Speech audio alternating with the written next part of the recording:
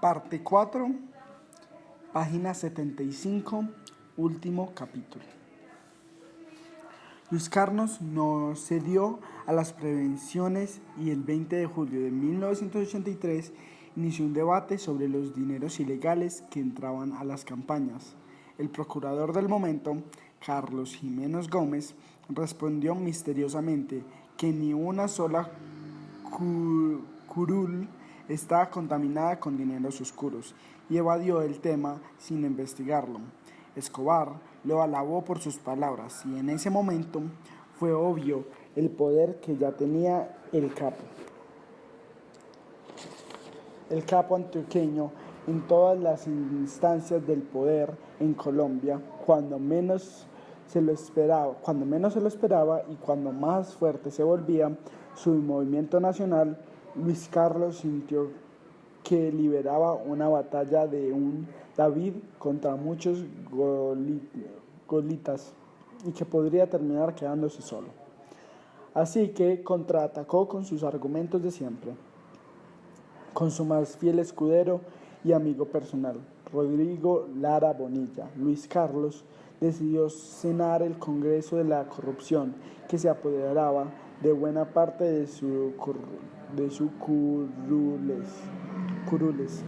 Esa batalla la ganarían a medias, en feroces ataques y sus investigaciones, junto a las denuncias del diario El Espectador, lograrían que el 23 de septiembre se dictara el auto de detención contra Escobar por el crimen de 2 agentes secretos del Estado y por sus vínculos de narcotráfico que le habían permitido acumular $2 millones de la época y ser considerado uno de los 5 hombres más ricos del mundo. Cuando dictaron la resolución, ya el narcotráfico había escapado. La gran derrota sería de Jorge Lara Bonilla, entonces ministro de Justicia. Sería asesinado ese año más tarde por la mafia de Escobar. Galán recibiría la noticia de la muerte de su amigo con la contundencia de un golpe letal en el corazón, del cual intentaría reponerse, retomando la lucha del ministro, acribillado hasta sus últimas consecuencias.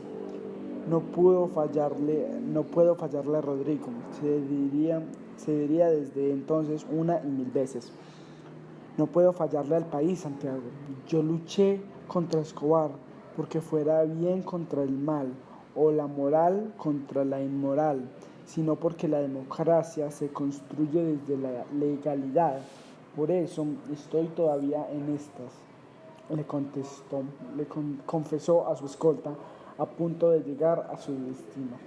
Un año después de aquel debate, Luis Carlos Galán entraría a un cine a ver Amadeus, la cinta ganadora del Oscar como mejor película de 1984, y no saldría indemne del teatro.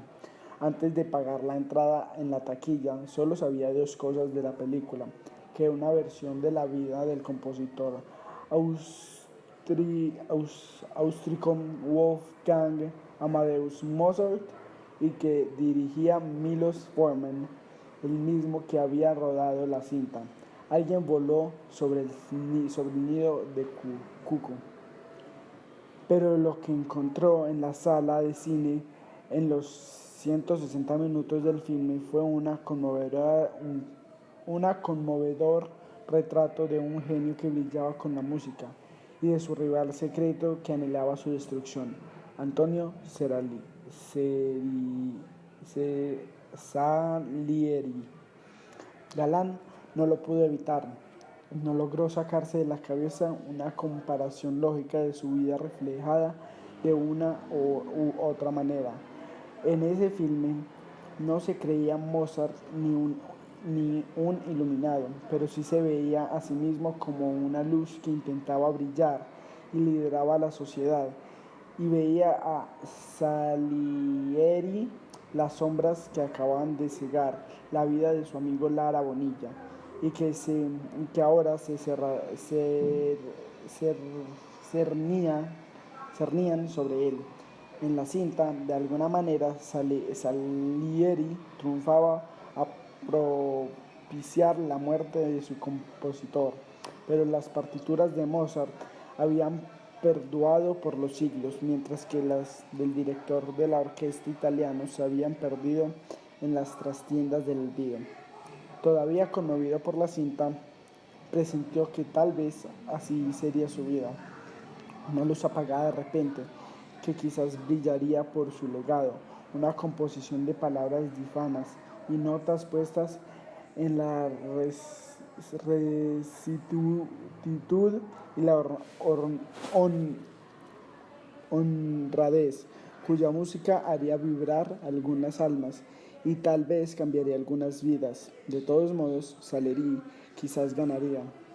Recordó a Amadeus cuando a las 2:30 de la tarde de 8 de agosto se encontró con Gloria Pachón, su amigo Gustavo Gaviria y el experto en opinión pública Carlos Lemoyne, director del Centro Nacional de Consultoría.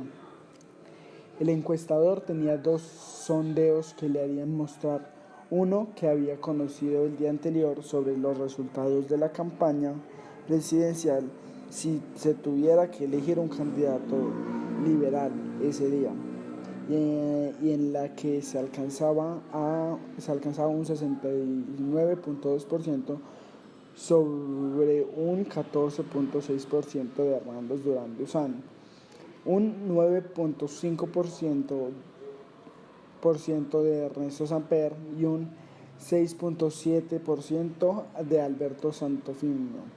El otro sobre las creencias religiosas de los colombianos. Justamente el resultado de la primera encuesta había alegrado su día anterior y lo había subido a un nuevo pico de optimismo. A pesar de la decepción que le produce su cita con Maza Márquez y el impacto de la muerte de Magistrado Valencia, Galán se siente capaz de evadir la sensación de frustración para convertirla en un motor que le permitirá seguir luchando, con el ánimo de Fénix capaz de resurgir de las cenizas. El jueves despierta temprano, decidido a no prestarle atención al pasado. Abre la agenda y recuerda que ese día tiene una cita para diseñar los programas prioritarios que llevan a cabo en su gobierno. Cuando su esposa lo llama y le informa que los diarios hablan de él, las encuestas lo dan como virtual ganador, con casi un 60% de los votos de los electores. Si ese día se llevara a cabo las elecciones del candidato presidencial dentro de la consulta interna del Partido Liberal. La reacción no se hace esperar. Pocos minutos después, las llamadas radiales comienzan a entrar a su oficina y Galán se le lleva la mañana respondiendo entrevistas para comentar sus programas del gobierno y su opinión sobre el resultado favorable, pero también para denunciar las mafias y señalar a los autores de las muertes del magistrado Valencia.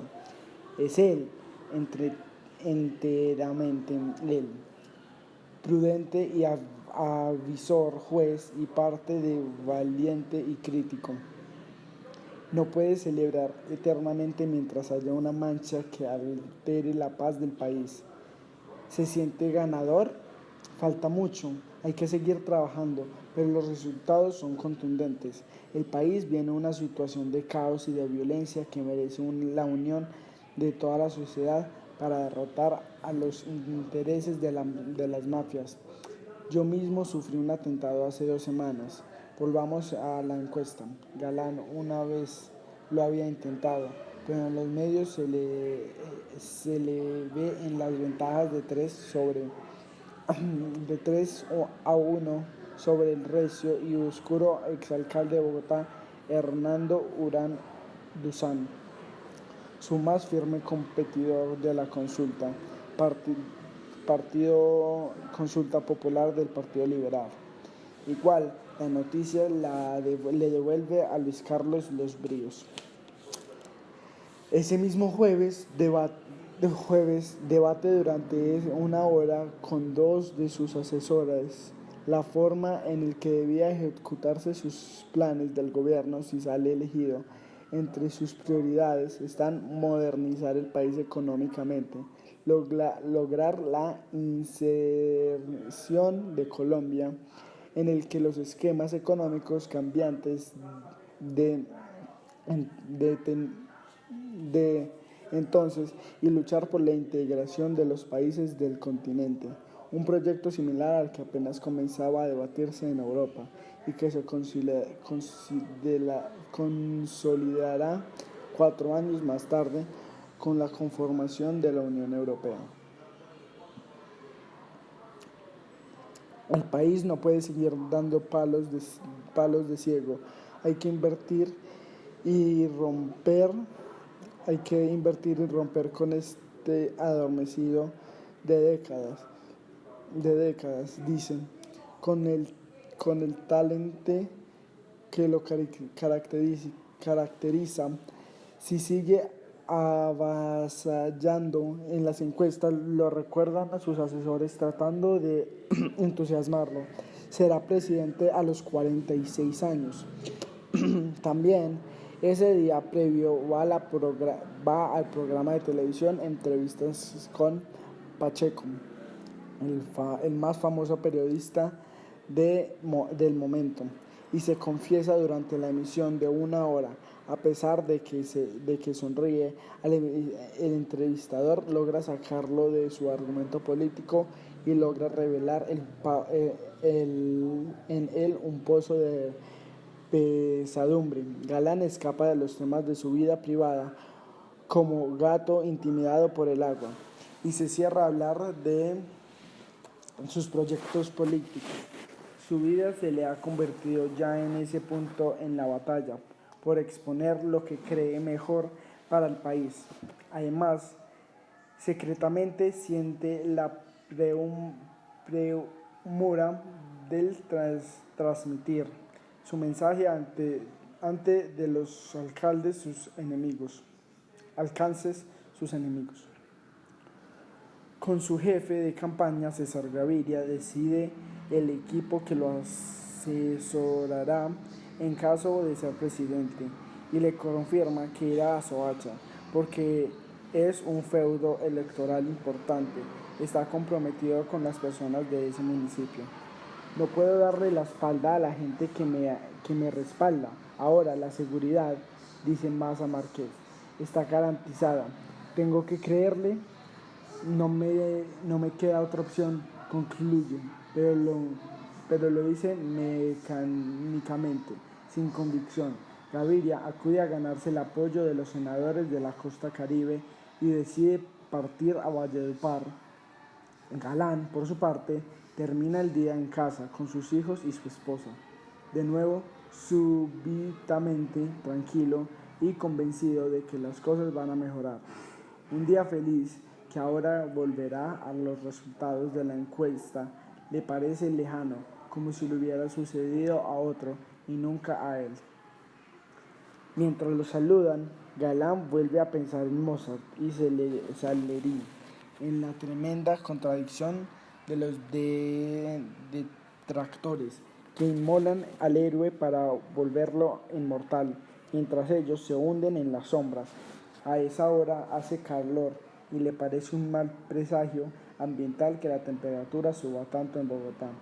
A medida que la capital se densifica y urbaniza, mientras el frío de las noches se hace más intenso, la imagen de Mozart y el calor de la tarde le traen otra imagen repentina a la mente, la del astrónomo italiano Giordano Bruno, quemado en la hoguera por afirmar que el Sol era una estrella en un vasto cosmos y no era el centro del universo, pero también por decir que existían mundos distintos a la Tierra.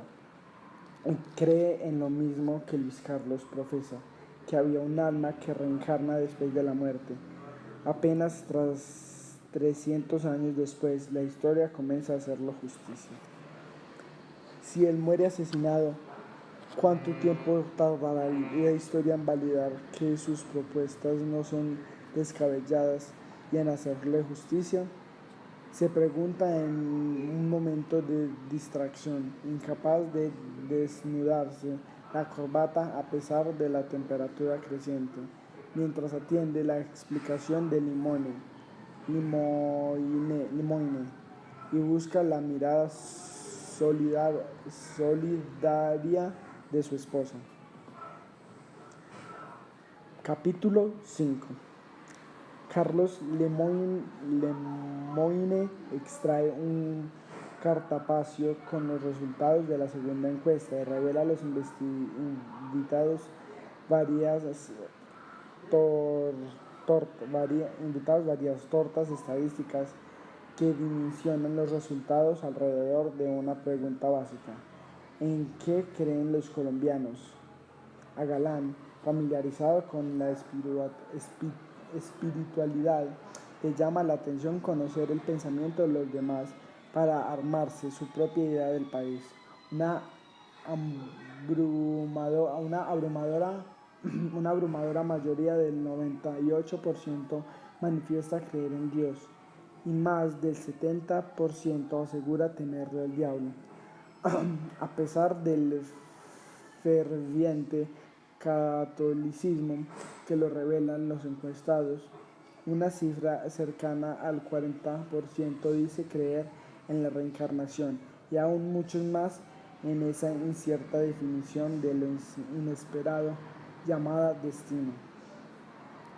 A Galán las cifras lo emocionan. El hecho de conocer el pensamiento de sus compatriotas es como una ventaja a una nación que cada día aspira a entender mejor.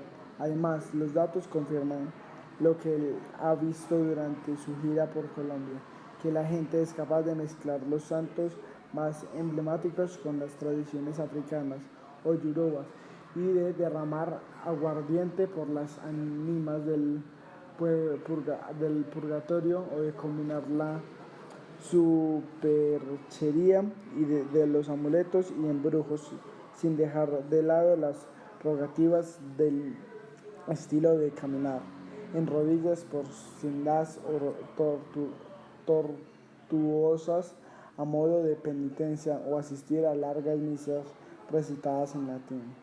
El 80% de la gente cree en los ángeles, le dice Lemoyne. Galán sonríe. La cifra es altísima para un país en el que el milagro y la trampa se pide a diario al mismo Dios y casi en iguales proporciones. Algunos se indignan ante el dato, que parece exagerado, pero Galán les confiesa que él, por su parte, sí cree en los ángeles, o que más bien en aquellos seres de luz de fuerte conciencia espiritual que acompañan el tránsito por la vida de los humanos. Solo que he acudido tanto a mi ángel de la guarda que ya lo tengo cansado, y eso me preocupa.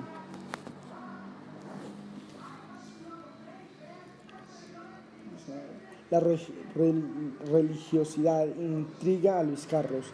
Tiene presente a los jóvenes sicarios de las barridas de Medellín, que antes de asesinar personas le rezaban a la Virgen y le encienden velas para que les ayude en su cometido. La imagen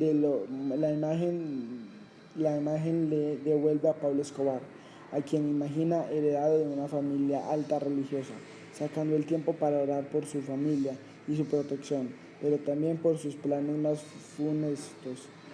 En esas pasiones extremas congeniadas en el día a día por los ciudadanos, esta es la verdadera esencia de su país.